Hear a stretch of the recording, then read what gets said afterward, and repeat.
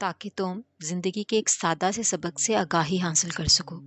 कीमियागर ने जवाब दिया, जब तुम्हारे पास कोई खजाना हो और तुम लोगों को बताओ तो बहुत कम लोग तुम पर एतबार करेंगे।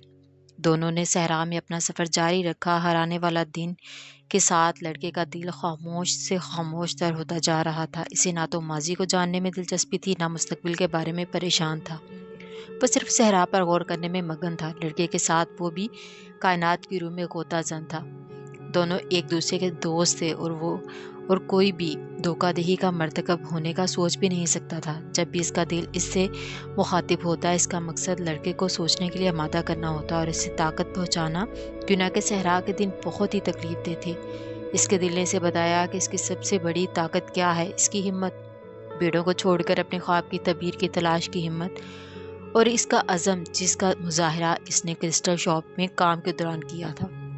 इसके अलावा इसके दिल ने लड़के को एक ऐसी चीज़ के बारे में भी आगाह किया जिससे वो अब तक लाइलम था। इसने ऐसे इन खतरात के बारे में बताया जो लड़के को कभी लाहक थे, मगर वो इनसे यकसर लाइलम था। इसने बताया कि एक रोज़ इसने वो राइफल लड़के की आंखों से ओझल कर दी थी जो लड़के ने अपने बाप से ली थी कि वो बाद लड़का अपने आप को नुकसान पहुंचा बैठे। और फिर एक रोज़ जब लड़के को बहुत ज़्यादा मतली आई और वह नडाल होकर ज़मीन में पर गिर पड़ा और इसे नींद आ गई, तो इस रोज़ 2 डाकू रास्ते में इसके लिए घात लगाकर बैठे हुए थे। जब वो वहाँ से गुजरेगा तो इसे कत्ल करके इसकी भेड़ें छीन लेंगे। लेकिन जब वो काफ़ी देर तक वहाँ से ना गुजरा तो वो दोनों मायूस होकर चले गए। क्या इंसान का दिल हमेशा इसकी मदद करता है? लड़के ने कीमियागर से पूछा। ज़्यादातर तो वो इन लोगों की मदद करता है जिन्हें अपनी मंजिल की तलाश होती है, मगर ये बच्चों और ज़ीफ़ुल उम्र लोगों को भी मदद करते हैं। कीमियागर ने जवाब दिया, एक दोपहर का इनका गुजर एक कबीले के पड़ाव के पास से हुआ। पड़ाव के हर कोने पर खूबसूरत कपड़ों में मलबूस मसल्ला अरबी पहरा दे रहे थे। कुछ मर्द हुक्का पी रहे थे, कुछ जंग की कहानियाँ सुना रहे थे। कोई भी इन दोनों की तरफ मुतवज्जा नहीं हुआ। हमें कोई ख़तरा नहीं है, लड़का इस वक्त बोला। हमें कोई ख़तरा नहीं है, लड़का इस वक्त बोला जब वो लोग पड़ाव से गुजर गए। अपने दिल पर एतमाद ज़रूर करो, मगर ये ना भूलो कि तुम सहरा में हो, कीमियागर गुस्से से बोला। जब भी लोग लड़ाई में मशगूल होते हैं तो कायनात की रूह इंसानों की चीखें सुन सकती है और कोई भी आसमान के नीचे होने वाले वाक़यात के रद्द-ए-अमल से महफूज नहीं रहता। तमाम चीज़ें दरअसल एक ही हैं, लड़के ने सोचा।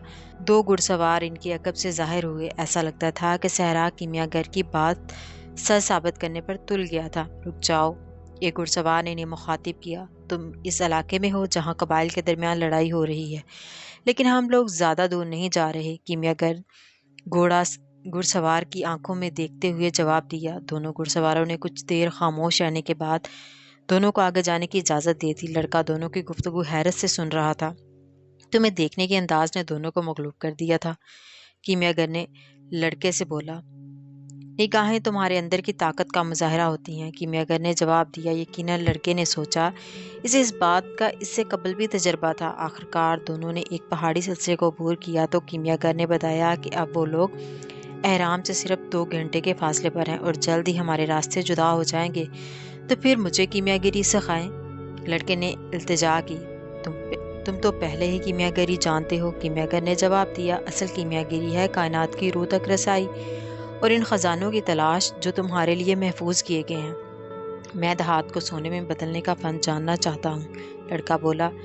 दुनिया में मौजूद हर चीज़ इर्तिका के अमल से गुजरी है। दाना लोगों के मुताबिक सोना इस अमल से सबसे ज़्यादा तवील अरसा तक गुजरा। ये ना पूछना कि ऐसा क्यों हुआ था, क्यों ना कि ये मैं भी नहीं जानता, लेकिन मुझे यकीन है रवायत हमेशा दुरुस्त होती है।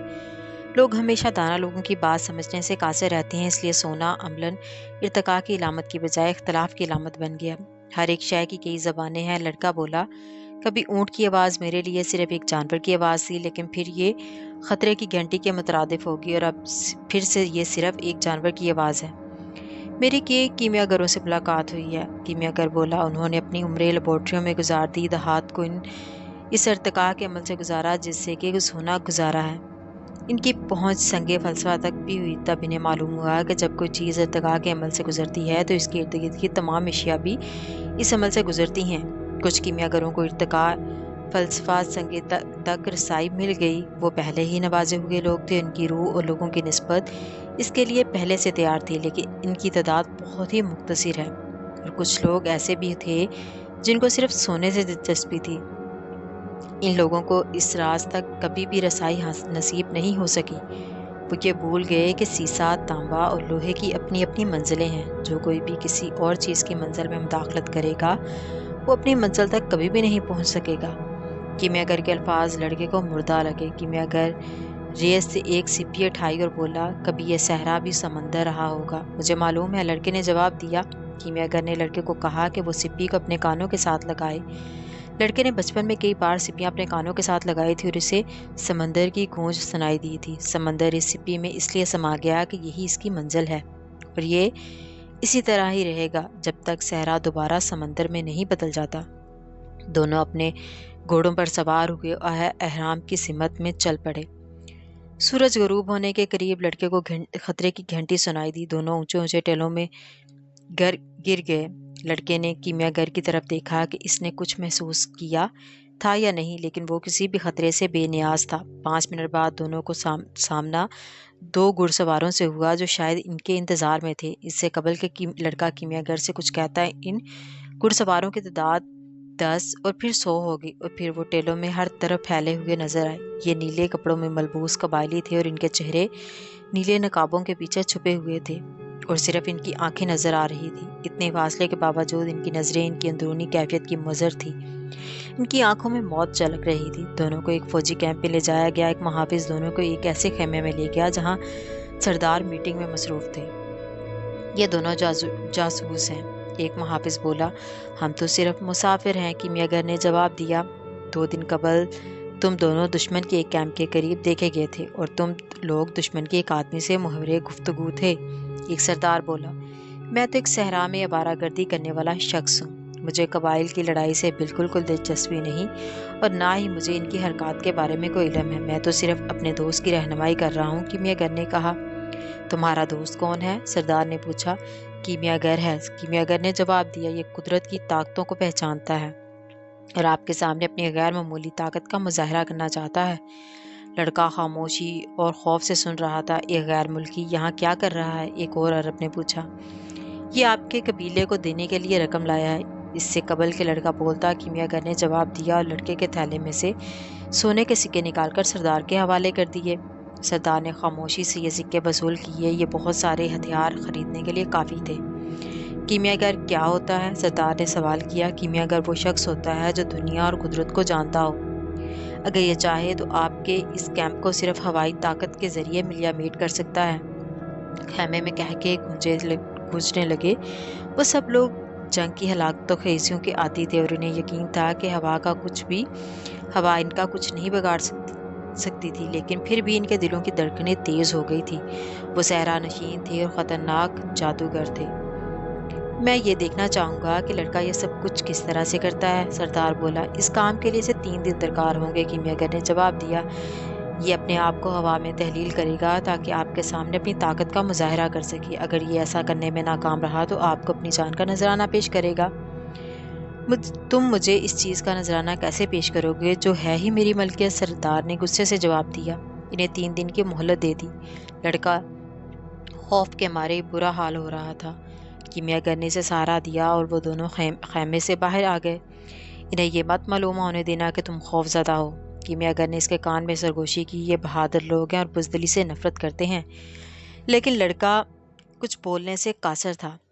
انہیں قید کرنے کی کوئی ضرورت نہیں تھی، کیونکہ کہ صحرا میں سواری کے بغیر ہر انسان قیدی ہی تھا، اور ان کے گھوڑے پہلے ہی ضبط ہو چکے تھے۔ ایک دفعہ قدرت نے پھر اپنی کئی زبانوں کا مظاہرہ کیا تھا۔ صحرا جو صرف تھوڑی دیر پہلے آزادی کی علامت تھا، اب ایک ناقابل عبور فصیل کی شکل اختیار کر گیا تھا۔ تم نے انہیں میری جمع پونجی دے دی، لڑکے نے کیمیاگر سے گلہ کیا۔ وہ سب کچھ جمع کرنے میں میں نے پوری زندگی گزاری ہے۔ اس دولت کی تمہارے لیے کیا حیثیت ہوتی اگر تم زندہ ہی نہ ہوتے؟ کیمیاگر نے جواب دیا۔ تمہاری دولت نے ہمیں زندگی کے 3 دن مہیا کیے ہیں، اور دولت انسان کو اتنا کچھ بھی کبھی نہیں دے سکتی۔ لڑکا اتنا خوفزدہ تھا کہ اس پر دنائی کی باتوں کا کوئی اثر نہیں ہو رہا تھا۔ اسے کچھ سمجھ نہیں آ رہا تھا کہ وہ اپنے آپ کو ہوا میں تحلیل کرے گا وہ آخر کیمیاگر تو نہیں تھا۔ کیمیاگر نے محافظ سے قہوہ منگوایا اور لڑکے کی کلائی پر تھوڑا سا قہوہ ڈالا۔ اس کے جسم میں سکون کی ایک لہر دوڑ گئی۔ کیمیاگر زیر لب کچھ پڑا جو اس کی سمجھ سے بالاتر تھا۔ اپنے آپ پر خوف مت طاری ہونے دو، کیمیاگر نرمی سے بولا۔ اگر تم نے ایسا کیا تو تم اپنے دل سے مخاطب نہیں ہو سکو گے۔ لیکن مجھے نہیں معلوم کہ میں اپنے آپ کو ہوا میں کیسے تحلیل کروں، لڑکے نے کہا۔ اگر کوئی اپنی منزل کی تلاش کی لگن رکھتا ہے تو اسے ہر چیز کا علم ہوتا ہے جس کی اسے ضرورت ہوتی ہے۔ صرف ایک چیز اس خواب کی تعبیر تک پہنچنے میں رکاوٹ ہوتی ہے، وہ ہے خوف، ناکامی کا خوف۔ کیمیاگر نے جواب دیا، میں ناکامی سے خوف زدہ نہیں ہوں۔ مجھے معلوم ہی نہیں کہ میں اپنے آپ کو ہوا میں کیسے تحلیل کروں۔ تو پھر تمہیں سیکھنا پڑے گا، کیوں نہ کہ اسی پر تمہاری زندگی کا انحصار ہے۔ لیکن اگر میں ایسا نہ کر سکا تو پھر اپنی منزل کی تلاش میں تمہیں اپنی جان سے ہاتھ دھونا پڑیں گے۔ لیکن بہرحال تمہاری موت ان لاکھوں لوگوں کی موت سے بہرحال بہتر ہوگی جنہیں یہ معلوم نہیں کہ ان کی منزل کیا ہے۔ پریشان ہونے کی کوئی بات نہیں ہے، کبھی کبھی موت کا خوف انسان کو زندگی سے زیادہ قریب کر دیتا ہے۔ پہلا دن گزر گیا۔ نزدیک ہی قبائل کے درمیان خون ریزی جھڑپ ہوئی اور کئی زخمی کیمپ میں لائے گئے اور مرنے والوں کی جگہ نئی کمان پہنچا دی گئی اور زندگی اپنی ڈگر پر دوبارہ سے رواں دواں ہوگی۔ موت کچھ بھی بدلنے سے قاصر ہے، لڑکے نے سوچا۔ تم کچھ عرصہ ابھی اور زندہ رہ سکتے ہو۔ ایک جنگجو اپنے ساتھی کی لاش سے مخاطب تھا۔ لیکن بہرحال تمہیں ایک دن مرنا تھا اور آج کے دن مرنا کل کے مرنے سے مختلف نہیں ہے۔ شام کے وقت کیمیاگر صحرا کی طرف اپنے باز کے ساتھ دکھائی دیا۔ وہ شکار کے لیے گیا تھا۔ مجھے ابھی تک نہیں معلوم کہ میں اپنے آپ کو ہوا میں کیسے تحلیل کر سکتا ہوں، لڑکا کیمیاگر سے مخاطب ہوا۔ یاد کرو کہ میں نے تمہیں کیا بتایا تھا کہ دنیا خدا کا دکھائی دینے والا پہلو ہے اور کیمیاگری روحانی کمال کو مادی وجود کے ساتھ منطبق کرنے کا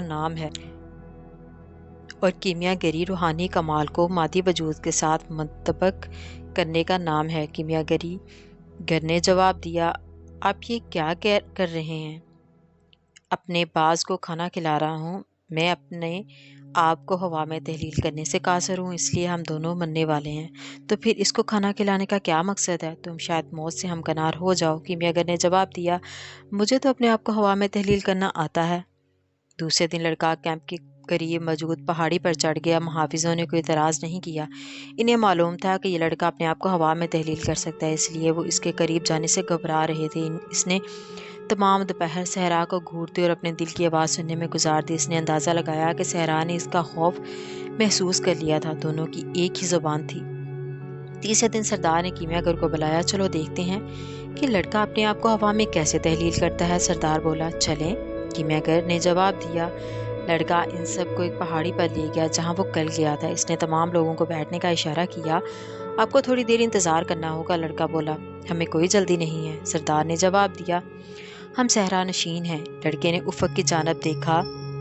کچھ فاصلے پر پہاڑوں کا سلسلہ تھا اور ٹیلے، چٹانیں، پودے ایک ایسی زمین میں زندہ رہنے کی طاقتوں میں مصروف تھے جہاں زندگی ناممکن تھی۔ یہ وہی صحرا تھا جس تک پہنچنے اور اس کو سمجھنے میں اس میں کبھی شدید تڑپ تھی، لیکن وہ صحرا اس کے اس چھوٹے سے ٹکڑے سے آگاہی حاصل کر رہا تھا۔ اس حصے میں اس کی ملاقات انگریز سے ہوئی تھی، قافلے سے، متی قبائل سے، نخلستان جس میں سے 50,000 کھجور کے درخت، 300 کنویں تھے۔ آج تمہیں کیا چاہیے؟ صحرا نے اس سے پوچھا۔ کیا تم نے مجھے دیکھنے میں کافی وقت گزارا؟ تمہارے بیچ میں کوئی ایسا ایک شخص ہے جس سے مجھے محبت ہے، لڑکا بولا۔ اس لیے جب میں تمہاری ریت کو دیکھتا ہوں تو دراصل میں اس کا دیدار کر رہا ہوتا ہوں۔ میں اس کے پاس واپس جانا چاہتا ہوں اور مجھے تمہاری مدد درکار ہے تاکہ میں اپنے آپ کو ہوا میں تحلیل کر سکوں۔ محبت کیا چیز ہوتی ہے؟ صحرا نے پوچھا۔ محبت تمہاری ریت کے اوپر شاہین کی پرواز ہے، کیوں نہ کہ اس کے لیے تم ایک ہرا بھرا میدان ہو اور جہاں سے وہ اپنے شکار کے ساتھ واپس لوٹتا ہے۔ اسے تمہارے ٹیلوں اور پہاڑوں کا علم ہے اور وہ یہ بھی جانتا ہے کہ تم اس کے ساتھ مہربان ہو۔ باز کی چونچ میں تو دراصل میرا ہی وجود ہوتا ہے، صحرا نے جواب دیا۔ صدیوں تک میں نے اس کے لیے شکار کا بندوبست کیا ہے۔ میں اپنے اندر موجود پانی کے آخری قطرے سے بھی اس کے شکار کو پالتا ہوں اور پھر اس کی رہنمائی میں شکار تک کرتا ہوں، اور جب میں اس بات میں فخر محسوس کر سکتا ہوں کہ اس کا شکار میرے وجود پر زندہ ہے تو یہ وہ یکدم آسمان کی بلندیوں میں سے زرکند لگاتا ہے اور جو میں نے تخلیق کیا تھا لے کر غائب ہو جاتا ہے۔ آخر تم نے شکار کو پالا بھی اسی مقصد کے لیے تھا، لڑکے نے اسے تسلی دیتے ہوئے کہا۔